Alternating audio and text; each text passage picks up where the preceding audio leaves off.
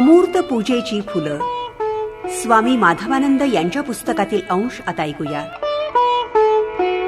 अभिवाचन केले सुनील शिनखेडे यांनी.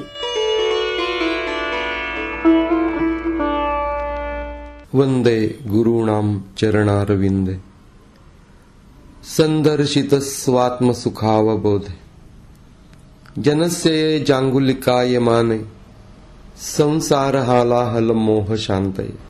साधना, सेवा आणि सख्य.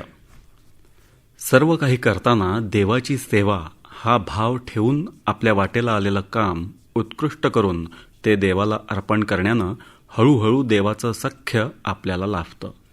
रामकृष्ण म्हणत, मालक सेवकाच्या कामावर फार संतुष्ट होऊन कधीकधी त्याला आपल्या जवळ बसवून घेतो. दास्यातून सख्य असं निपजतं. तुकाराम महाराजांच्या अभंगात हे काव्यमय सौंदर्यासह आलाय. हाची नेम आता न फिरे माघारी, बैसले शेजारी गोविंदाचे.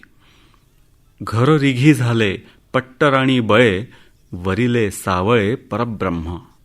सेवेच्या कारणानं देवाच्या घरात शिरले आणि त्याच्या शेजारी बसले. सेवेच्या बळानं पट्टराणी झाले.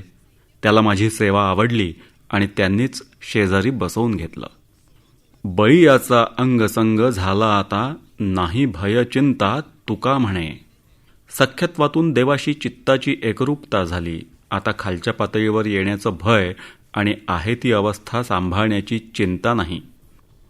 भक्तानं देव माझा सखा आणि मी त्याचा सेवक हाच भाव राखला पाहिजे.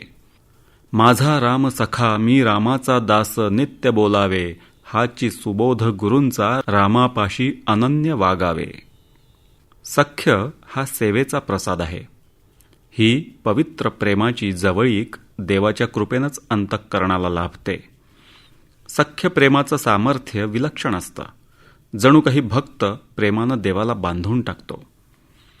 देवासी परमसख्य करावे, प्रेम प्रीतीने बांधावे, आठवे भक्तीचे जाणावे लक्षण ऐसे.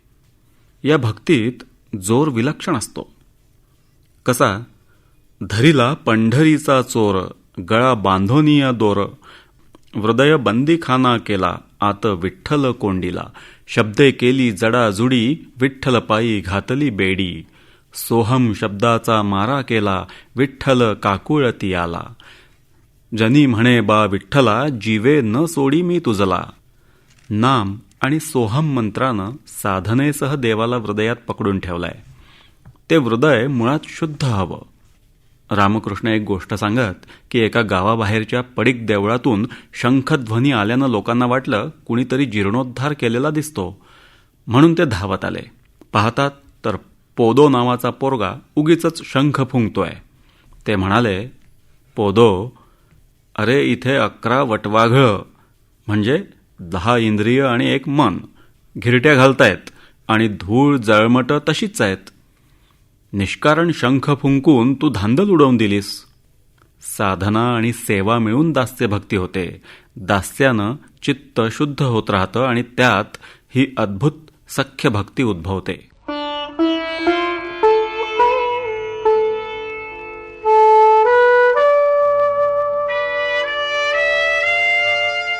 अमूर्त पूजेची फुलं, स्वामी माधवानंद यांच्या पुस्तकातील अंश आत्ता आपण ऐकले.